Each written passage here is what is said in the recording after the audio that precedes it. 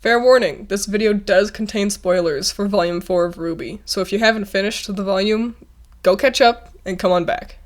Episode 2, Remembrance. What happens?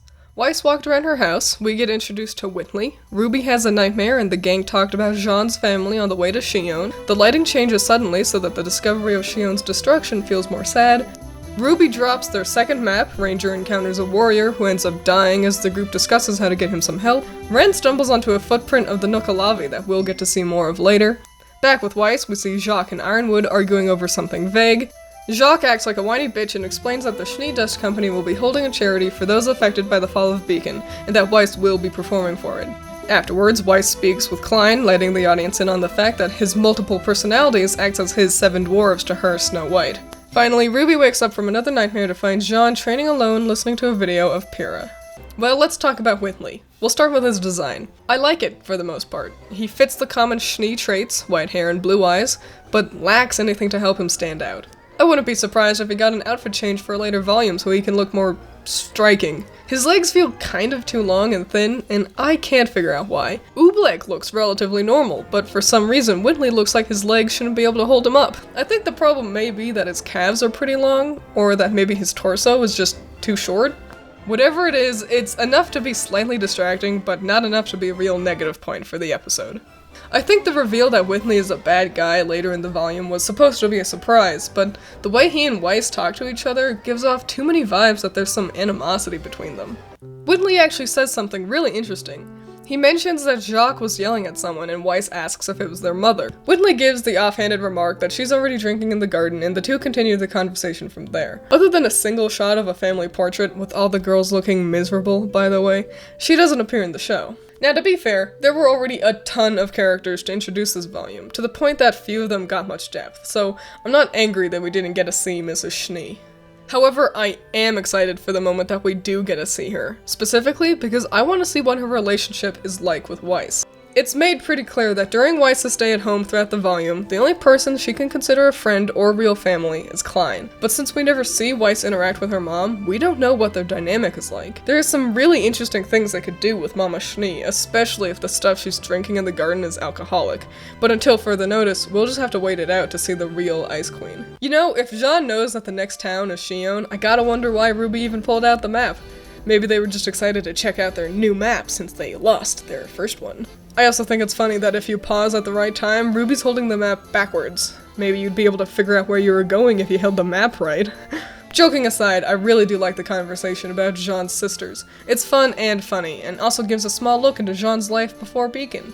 That being said, the tone shift is pretty sudden, and sort of feels unnecessary. What I mean by that is, you can watch a gray filter fade in during their walk, and in the next cut the sky is dark and gloomy when it was a beautiful day just seconds before.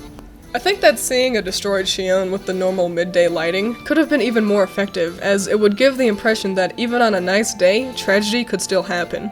It would also help differentiate Xion from all the other destroyed towns Ranger comes across, as they all seem to be stuck in this almost going to rain lighting.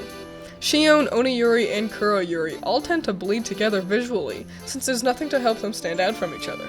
Wait, no, don't drop your map on the ground, it's gonna get muddy! Ah! The huntsman's death was really well done.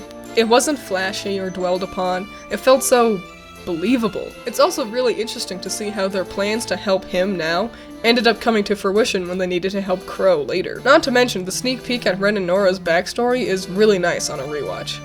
During Jacques and Ironwood's argument, Jacques mentions that Ironwood has put a ban on the trade of dust.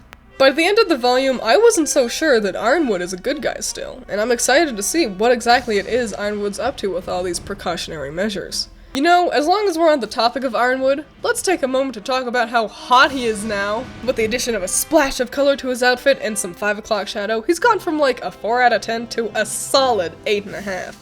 Even if his arms do look too short. I know I'm spending an awful lot of time picking on proportions, but I don't know, they just look so stumpy. And it may just be his coat playing tricks on me, but he looks like a T-Rex with those stubby arms.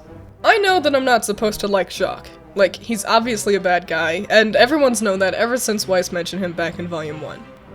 But beyond being a whiny bitch when things don't go his way, and some questionable parenting methods, he hasn't done much to show me that he's a bad guy.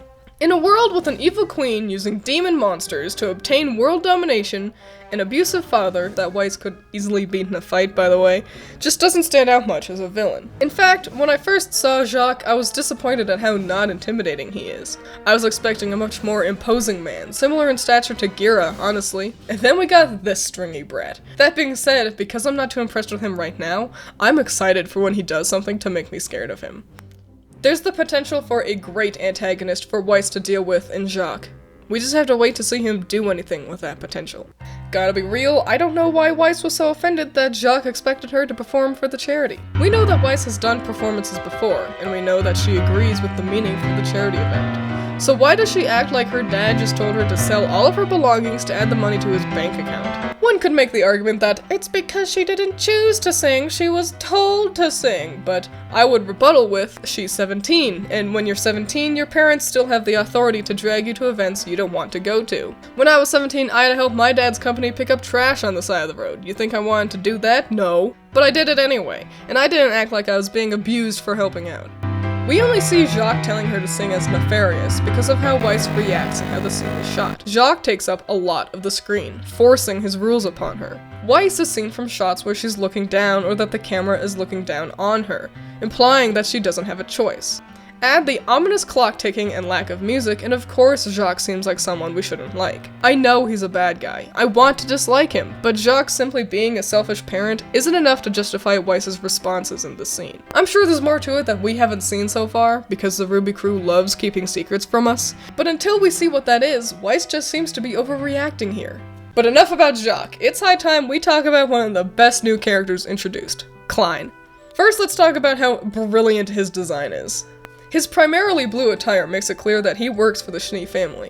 Get it? It's cold here! But while Weiss's family are all pale and white-haired, Klein's tan skin, rosy cheeks, and brown hair make him feel warm and approachable. He's obviously designed to look like the only one Weiss could go to for comfort, and it's done very effectively. While the Schnee family looks like they keep the house at a chilly 3 degrees Fahrenheit, and like it that way, Klein's warm appearance seems like the only respite in the whole house. Also, him being all the dwarves is a ton of fun. I'm not sure if it's a semblance or something else fancy, but one strong character is much more preferable to 7 weaker ones. The scene with Jean training at night was beautiful. Even though I don't think just swinging your sword around is a very effective way to train, the message was conveyed perfectly.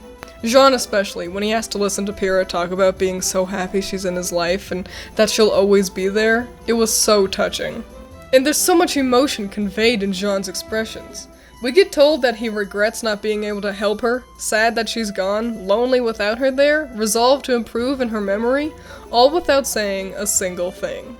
A poor script would have had RWBY whisper all of this to us, as if the writers were afraid the audience wouldn't get it. I'm glad that the RWBY crew understands that the performance and animation is strong enough to explain all this to the audience without unnecessary dialogue holding our hand. It's actually a recurring thing this volume.